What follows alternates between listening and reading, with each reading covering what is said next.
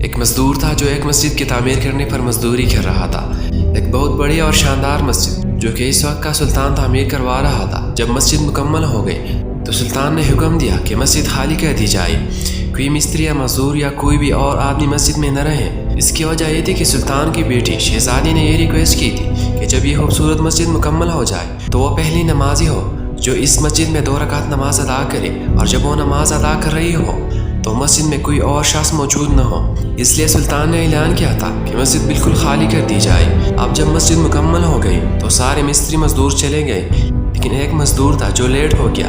اس کو احساس ہی نہ ہوا کہ سارے مزدور چلے گئے ہیں۔ اس میں شہزادی نماز ادا کرنے کے لیے مسجد میں آتی ہے۔ اب جب یہ مزدور مسجد سے باہر نکل رہا تھا تو اس نے مسجد کی مصلی کے اندر شہزادی کی ایک جھلک دیکھی جو 2 رکعت نفل پڑھ رہی تھی، اور یہ منظر اس کے لیے اتنا ہی ناقابل یقین تھا۔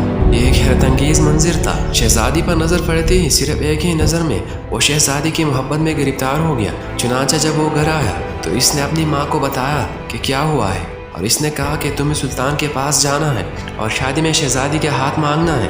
اس کی ماں نے کہا میں ایسا نہیں کر سکتی، تم ایک تعمیراتی کارکن ہو اور سلطان اپنی بیٹی کی شادی تم سے نہیں کرے گا۔ لیکن تعمیراتی کارکن مسحور ہو گیا، اس کا عجیب حال ہو گیا تھا، نہ اس کا کام پر دھیان تھا نہ کھانے پینے کی طرف۔ ہر وقت شہزادی کا خیال ہی اس کے ذہن میں رہتا۔ وہ صرف ایک دکھی حالت میں تھا، اور وہاں اپنے بیٹے اور اس کی بلائی کے خوف سے اسے احساس ہوا کہ اگر اس نے کچھ نہ کیا تو وہ مر سکتا ہے، کیونکہ وہ اس وقت کھانے اور پانی سے انکار کر رہا تھا۔ چنانچہ وہ محل میں جاتی ہے اور اس نے سلطان سے بات کرنے کو کہا۔ اس نے ڈرتے ڈرتے سلطان کو ساری بات بتا دی۔ سلطان بڑا نیک رحم دل اور سمجھدار تھا۔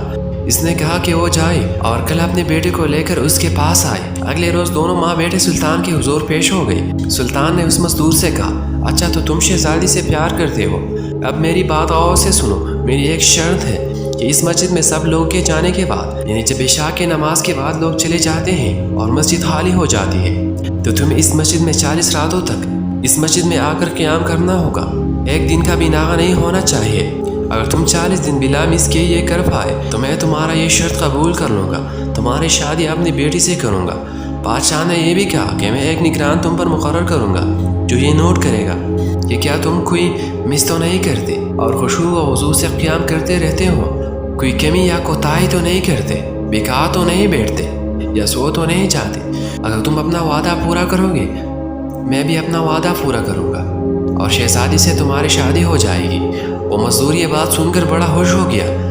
اسے تو اس بات کی ہرگز امید ہی نہیں تھی، اسے تو نئی زندگی مل گئی تھی۔ اب وہ اگلے دن مسجد میں کیا، اور عشاء کی نماز کے بعد جب سب لوگ چلے گئے تو اس نے مسجد میں قیام اللیل کیا، نوافل ادا کی، اللہ کی عبادت کی۔ دوسرے دن بھی وہ کیا، تیسرے دن بھی۔ وہ ہر روز جا رہا تھا، ایک دن بھی مس نہیں کرتا۔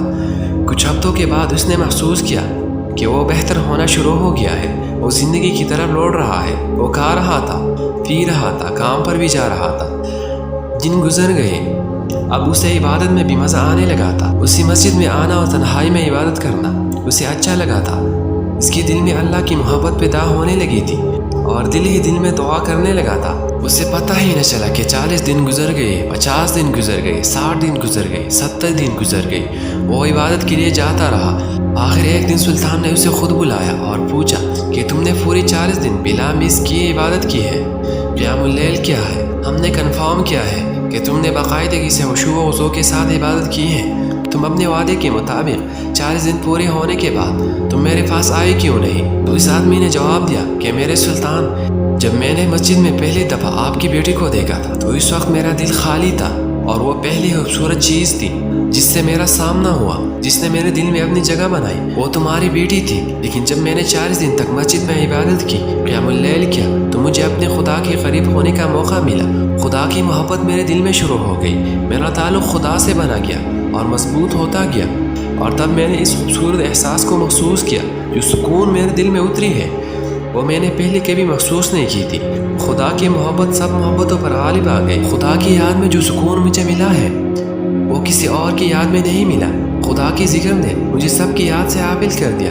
اب مجھے کسی اور کی ضرورت نہیں ہے۔ وہ سلطان سے کہتا ہے مجھے اپنی بیٹی کی پیشکش کرنے کا شکریہ، لیکن میں خوش ہوں جہاں میں ہوں، اب اس کی کوئی ضرورت نہیں ہے۔ وہ اپنے راستے پر چلا جاتا ہے۔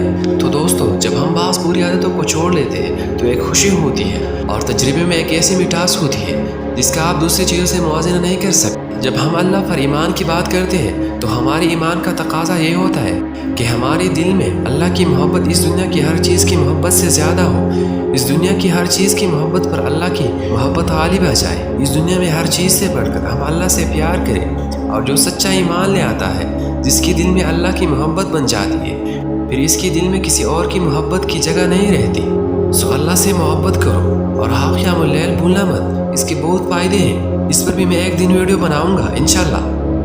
خدا حافظ۔